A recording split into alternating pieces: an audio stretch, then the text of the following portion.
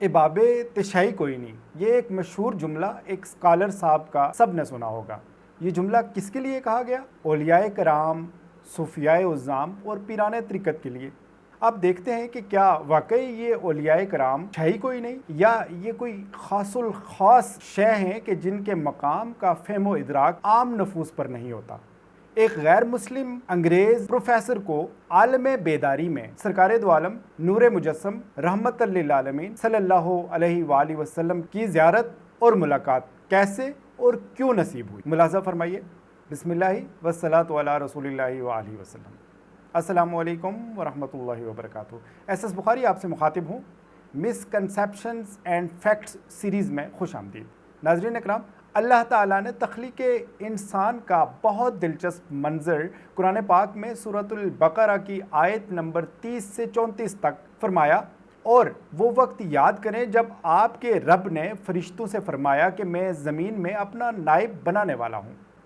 ناظرین اکرام، یہ تھا اصل مقصد اس انسان کی تخلیق کا کہ اسے اللہ نے اپنے خلیفہ اور نائب کے طور پر دنیا پر بھیجا، اور اس کے اندر وہ تقدس اور اسرار رکھا گیا کہ فرشتوں کو بھی اس کے آگے سجدے کا حکم فرمایا، لیکن ساتھ ہی انسان کو یہ اختیار بھی دے دیا کہ وہ آزادانہ اپنی مرضی سے دونوں راستوں میں سے جس راستے کو چاہے انتخاب اور اختیار کرے۔ ایک راستے میں اللہ تعالیٰ کے پسندیدہ طریقے پر چل کر اپنے مقام خلافت کو پالے، یا دوسرے راستے پر شیطان کی پیروی کر کے راندہ درگاہ ہو جائے۔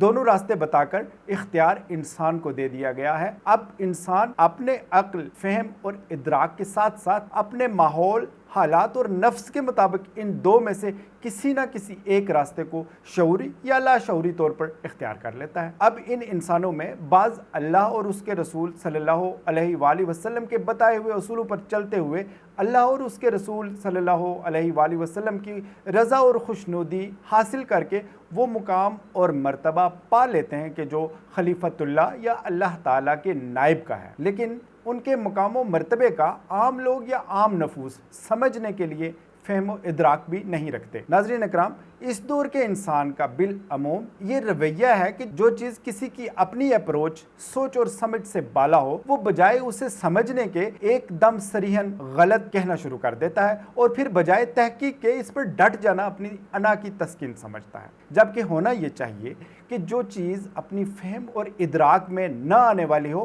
اس کو سمجھنے کے لیے اپنی فہم اور ادراک کے دائرہ کو بلا تعصب علم اور تحقیق سے وسیع کیا جاتا، تب جا کر وہ شے انسان کی سمجھ میں آنا شروع ہوتی۔ ناظرین اکرام، اب آتے ہیں ہم اصل بات کی طرف کہ بعض ظاہری اسلامی اسکالرز جنہوں نے کبھی دنیائے باطن یا دنیائے روحانیت کو جاننے کی کوشش نہیں کی یا جان نہیں سکے، وہ اولیاء کرام کی شان اور مقام و مرتبے کو سمجھنے کے بجائے تضحیق اور تحقیر کر کے سمجھتے ہیں کہ شاید وہ عوام میں ریٹنگ حاصل کر لیں گے، سوشل میڈیا سے کمائی بھی خوب ہو جائے گی۔ تو بالکل شاید ان کی کمائی تو بہت خوب ہو جائے، لیکن حق اور حقیقت ہمیشہ ان سے پس پردہ رہے گی۔ دنیاوی لالچ اور طمع ان کے لیے ایک حجاب کا کام کریں گے جو ان کے اور باطنی اور روحانی دنیا کے درمیان حائل رہے گا۔ ناظرین اکرام، آج ہم آپ کو ایک ایسے انگریز پروفیسر سے ملوائیں گے کہ جن کو حالت بیداری میں نبی کریم صلی اللہ علیہ وآلہ وسلم کی زیارت ہوئی، دیدار ہوا، ملاقات ہوئی۔ ان کی اپنی زبانی سنیے، اور یہ بھی سنیے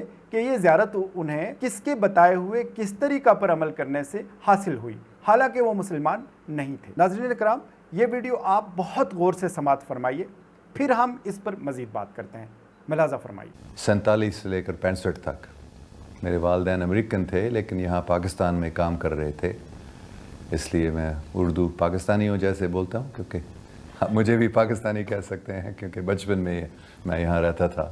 پہلے کھانے وال میں میرے والدین وہاں کام کر رہے تھے، پھر لاہور میں، اور پھر رائے ونڈ میں، ان لوگوں کے آنے سے پہلے جو وہاں ابھی ہیں۔ میرے اسکولنگ ایک امریکن مشنری اسکول، میرے والدین مشنری تھے، تو ایک بہت اچھے انڈیا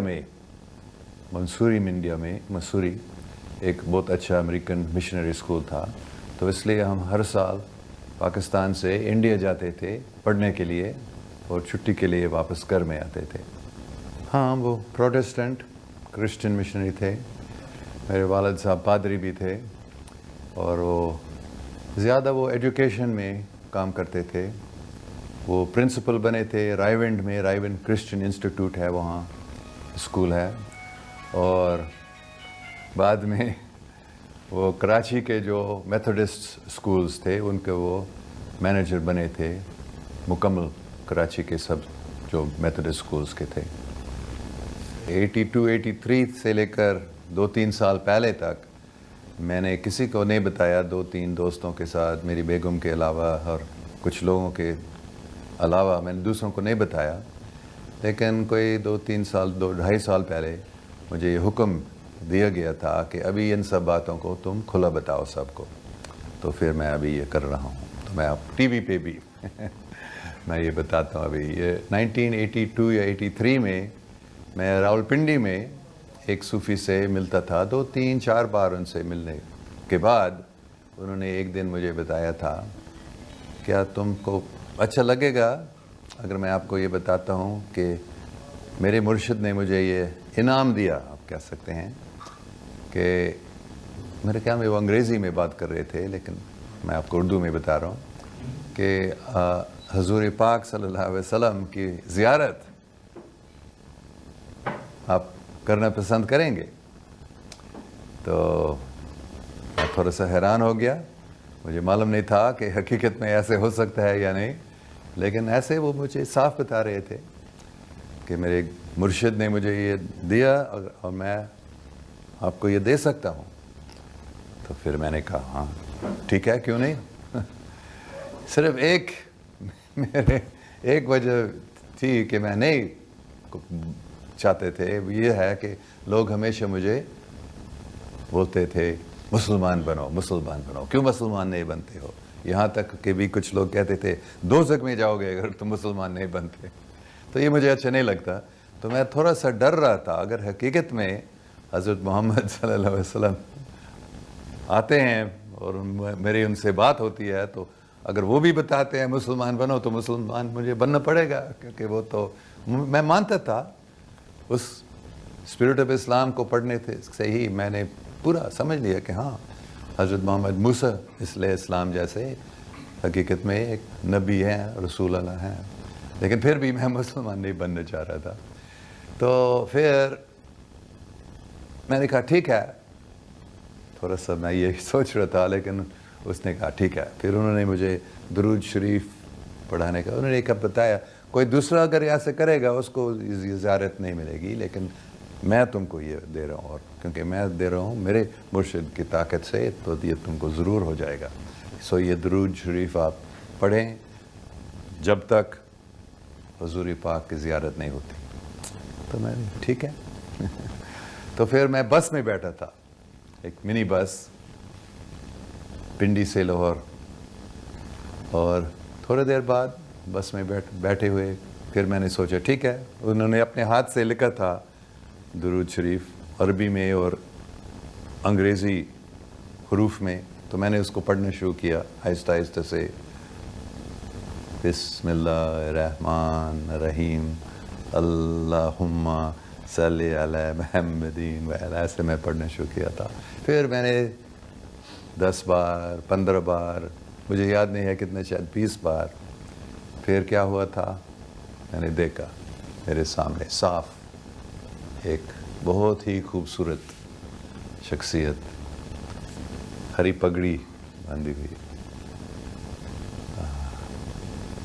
مسکر رہے تھے, سفید Jabba, very beautiful, most beautiful, broad forehead, dark eyes, perfectly formed features. میں نے ایک دم پہچان لیا یہ کون ہے.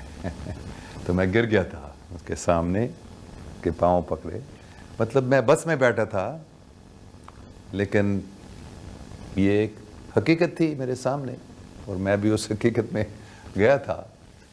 پھر انہوں نے اپنے ہاتھ سے مجھے اٹھایا, گلے ملائے. میں تھوڑا سا کانپ رہا تھا, اگر یہ بولے گا مجھے مسلمان بننے کا. تو انہوں نے کیا بتایا, انگریزی میں بات کر رہے تھے, وہی الفاظ میں یاد کر سکتا ہوں جو انہوں نے بتایا. Don't worry, I am pleased with you. Just go on doing what you are doing.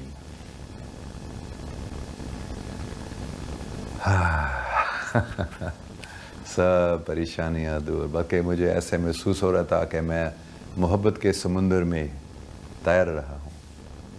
इतनी मुसरत. तो ये उसके बाद जो पहले से ही मोहब्बत थी हुज़ूर पाक सल्लल्लाहु अलैहि वसल्लम के लिए, कितना वो बढ़ गया था. फिर आखिर में, क्योंकि पूरी कहानी नहीं बताऊंगा, फिर दूसरे दिन सुबह सुबह जब मैं जागा था, मुझे ऐसे महसूस हो रहा था कि हज़रत मोहम्मद सल्लल्लाहु अलैहि वसल्लम मौजूद हैं और वो मुझसे बात कर रहे हैं. फिर उन्होंने बताया ठीक है, मैं अभी दोबारा आज वो दुरूद शरीफ पढ़ो और मैं तुमसे बात करूँगा साफ. तो मैं बहुत खुश हो गया था. फिर मैंने ताहिर साहब से पूछ लिया, क्योंकि मेरे पास वो दुरूद शरीफ नहीं था और मुझे मालूम याद भी नहीं था कौन से अल्फाज उसमें आते हैं. तो ताहिर साहब से मैंने पूछ लिया, हाँ मेरे पास है वही दुरूद शरीफ, और उन्होंने मुझे दिया और मैंने याद किया हाँ ये वही वाला है. तो मैंने उनसे दरख्वास्त की थी कि मुझे एक कमरे में बैठा देना जहाँ कोई मुझे डिस्टर्ब नहीं करेंगे, और मैं उधर ही बैठकर मैंने ये पढ़ना शुरू किया.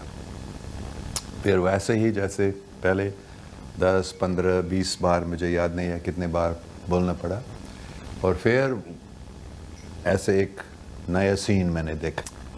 क्या था वहाँ? एक बहुत ही खूबसूरत बगीचा और एक तालाब था उसमें, जिसके किनारे पर बहुत ही खूबसूरत पीले पीले फूल थे. और उस तालाब का जो पानी था बिल्कुल शीशा जैसा, और उसमें सूरज, बादल, नीला आसमान सब एज इट इज़ उस पानी में था. फिर मैं ऐसे महसूस कर रहा था कि मैं इसमें छलांग नहीं मार रहा, लेकिन ऐसे मैं उसमें जा रहा था उस पानी में. और जो ही उस पानी के अंदर मैं गया था, ऐसे लगा कि मैं बाहर आसमान पे या खला में हूँ. और फिर मैंने सुना हज़रत मोहम्मद सल्लल्लाहु अलैहि वसल्लम की आवाज़. मैंने देखा नहीं उनको, लेकिन सुन रहा था. और वो फिर बोलने लगे, डोंट वरी. हर एक लफ्ज़ को मैं तकरीबन पूरा याद कर सकता हूँ अभी, जो पहले उन्होंने कहा, don't worry, you are already a Muslim. You have been reciting the kalama many times. क्योंकि ये बात मैंने नहीं बताया, 2009 में मैं हांगकांग में, चाइनीज़ यूनिवर्सिटी में हांगकांग में पढ़ा रहा था. तो एक दिन सुबह सुबह जब मैं जागा था, मैंने एक आवाज़ सुना. ये मैंने सुना था, मैं तो सो रहा था, आहिस्ता आहिस्ता से जाग रहा था. फिर ये सब मेरे मन में. फिर आगे मैंने सुना, अल्लाह अकबर, अल्लाह अकबर, ला इलाहा इल्लल्लाह, ला इलाहा इल्लल्लाह, ला इलाहा इल्लल्लाह, मुहम्मद रसूल अल्लाह. तो उसके बाद ये मेरे रोज़ाना का प्रैक्टिस हुआ था कि मैं वो गाने लगा. सुबह सुबह जब मैं जागता तो मैं ये आवे मरिया गाता था और फिर कलमा पढ़ता था ऐसे. तो मतलब हुजूर पाक ने फिर मुझे, क्योंकि ये 2-3 साल से मैं ये कर रहा था, तो उन्होंने कहा कि तुम पहले से ही मुसलमान, अभी मुसलमान हो क्योंकि तुमने बारंबार ये कलमा पढ़ा. तो मुसलमान बनने का मतलब क्या? सिर्फ कोई अगर कहते हैं ला इलाहा इल्लल्लाह मुहम्मद रसूलुल्लाह, मतलब दिल से और मानते हैं, तो फिर वो मुसलमान है. तो ऐसे फिर मेरी सब परेशानियां फिर दूर हो गई. तो जब ये हुआ था, फिर सैयद ताहिर शाह साहब ने मुझे बताया तुम्हारा नाम अली है. ये नाम मुझे अली दिया. जी तो नाज़रीन कराम, آپ نے یہ ویڈیو بغور سنی۔ ہم اس میں اپنے موضوع کی بات کرتے ہیں کہ ایک غیر مسلم کو عالم بیداری میں نبی رحمت نور مجسم حضرت محمد صلی اللہ علیہ وآلہ وسلم کی زیارت اور ملاقات ایک اللہ کے ولی کے بتائے ہوئے درود پاک کے عمل سے حاصل ہوتی ہے، تو یہ انگریز یہ بھی بتاتا ہے کہ اگر کوئی عام آدمی خود سے پڑھے گا تو اسے یہ دیدار حاصل نہیں ہوگا۔ یہ حالت اگر ایک اللہ کے ولی کے بتائے ہوئے اجازت دیے گئے ایک درود پاک کے اثر کی ہے، تو اس اللہ کے ولی کی حیثیت اور مقام اور مرتبہ اللہ تعالیٰ اور اس کے محبوب حضرت محمد صلی اللہ علیہ وآلہ وسلم کے حضور میں کیا ہوگا؟ اس واقعہ سے کچھ تو اندازہ لگایا جا سکتا ہے۔ تو ناظرین اکرام، کیا اب یہ فیصلہ کرنا مشکل ہے کہ بابت شاہی کوئی نہیں، یا یعنی اولیاء کرام ایسی شے ہیں جو عام سوچ، عام فہم، عام ادراک اور عام نفس کو سمجھ آنے والے نہیں؟ ناظرین اکرام، ایک حدیث قدسی ہے، حضرت ابو ہریرہ رضی اللہ تعالیٰ عنہ سے روایت ہے کہ رسول اللہ صلی اللہ علیہ وآلہ وسلم نے فرمایا، اللہ تعالیٰ نے فرمایا کہ جس شخص نے میرے کسی ولی سے دشمنی کی، میرا اس کے ساتھ اعلان جنگ ہے، اور میرا بندہ جن چیزوں سے مجھ سے قریب ہوتا ہے ان میں سب سے محبوب وہ چیزیں ہیں جو میں نے اس پر فرض قرار دی ہیں، اور میرا بندہ نوافل کے ذریعے میرا قرب حاصل کرتا رہتا ہے یہاں تک کہ میں اس سے محبت کرنے لگتا ہوں، اور جب میں اس سے محبت کرنے لگتا ہوں تو پھر اس کے نتیجے میں اس کا کان بن جاتا ہوں جس سے وہ سنتا ہے، اس کی آنکھ بن جاتا ہوں جس سے وہ دیکھتا ہے، اس کا ہاتھ بن جاتا ہوں جس سے وہ پکڑتا ہے، اور اس کا پیر بن جاتا ہوں جس سے وہ چلتا ہے۔ اگر وہ مجھ سے کسی چیز کا سوال کرتا ہے تو میں اسے ضرور دیتا ہوں، اور اگر وہ کسی چیز سے میری پناہ چاہتا ہے تو میں اسے ضرور پناہ دیتا ہوں، اور کسی چیز کے کرنے میں مجھے اتنا تردد نہیں ہوتا جتنا تردد مومن کی روح قبض کرنے پر ہوتا ہے، جو موت کو ناپسند کرتا ہے اور مجھے اس سے غمگین کرنا ناپسند ہوتا۔ یہ حدیث امام بخاری نے روایت کی ہے۔ ناظرین اکرام، ہمیشہ اللہ کے دوستوں، اولیاء کرام، صوفیاء اعظام اور پیران طریقت کی صحبت اختیار کیجیے تاکہ اللہ کریم ان کے فیض و برکات سے ہمیں بھی مستفید فرمائے۔ ایک شعر ہے کہ یک زمانہ صحبت با اولیاء بہتر از 100 سالہ طاعت بے ریا، یعنی اولیاء کرام کی صحبت میں ایک ساتھ گزاری ہوئی 100 سالہ عبادت سے بہتر ہے۔ ناظرین اکرام، صدقہ جاریہ کے لیے چینل کو سبسکرائب اور ویڈیو کو شیئر فرمائیے۔ جزاکم اللہ خیرہ، اپنا خیال رکھیے گا، اللہ نگہبان۔